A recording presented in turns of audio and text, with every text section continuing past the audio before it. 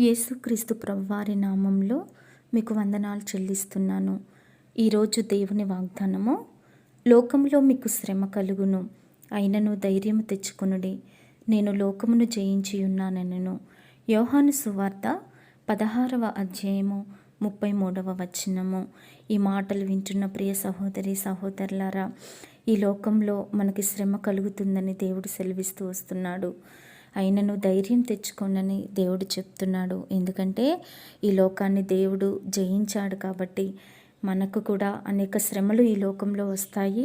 కాబట్టి ధైర్యం తెచ్చుకోమని దేవుడు సెలవిస్తున్నాడు. నిజమే ప్రియ దేవుని బిడ్డ, 2000 సంవత్సరాలకి పూర్వమే దేవుడు ఈ మాటలు పలుకుతూ వచ్చాడు. ఎందుకంటే మనకు కూడా ఈ శ్రమలు అనేటివి వస్తాయని దేవుడు ముందుగానే గ్రహించి మరి దేవుడు ఈ మాటలు మనకి అనుగ్రహిస్తూ వచ్చినాడు.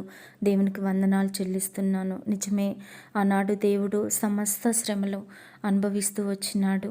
మరి ఈనాడు ఈ లోకంలో మరి ఉన్న పరిస్థితులలో మనం కూడా ఎన్నో శ్రమల గుండా, ఎన్నో బాధల గుండా, ఎన్నో వేదనల గుండా, ఎవరికీ చెప్పుకోలేని పరిస్థితుల గుండా వెళ్తూ వస్తున్నాము. మనిషి పుట్టిన కానుంచి చనిపోయేంత వరకు కూడాను, లేచిన కానుంచి నిద్రపోయేంత వరకు కూడాను అనేక శ్రమల గుండా వెళ్ళవలసి వస్తుంది.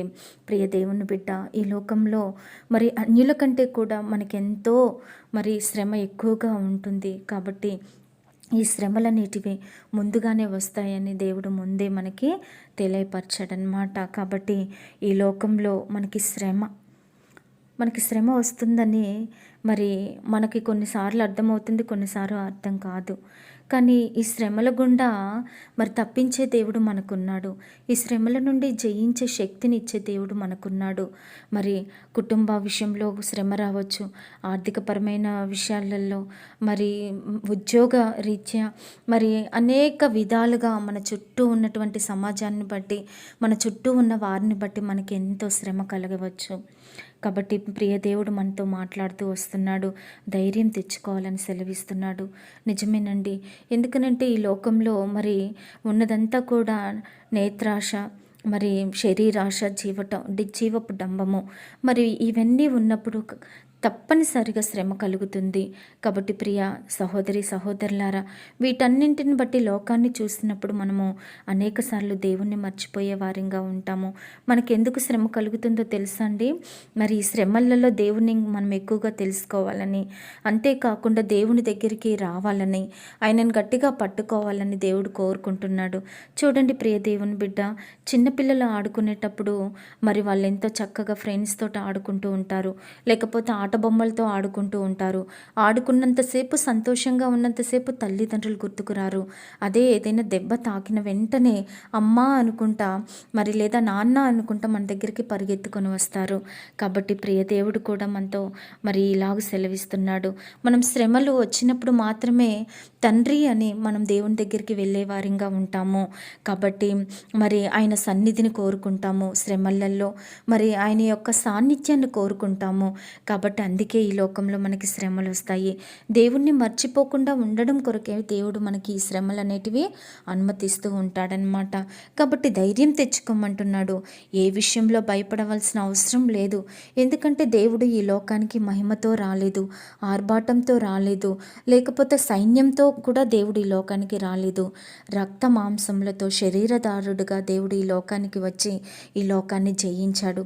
ఎటువంటి శక్తితోటి అపవాదిని దేవుడు జయించలేదు.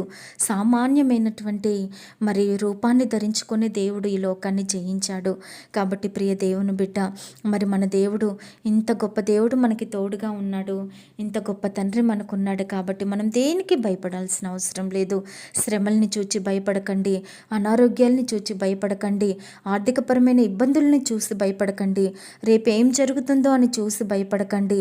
ఎందుకంటే అంతం వరకు, మనం మరణించేంతవరకు కూడా మనకి తోడై ఉన్న దేవుడు, కుడి ప్రక్కన మనకి నీడగా ఉన్న దేవుడు.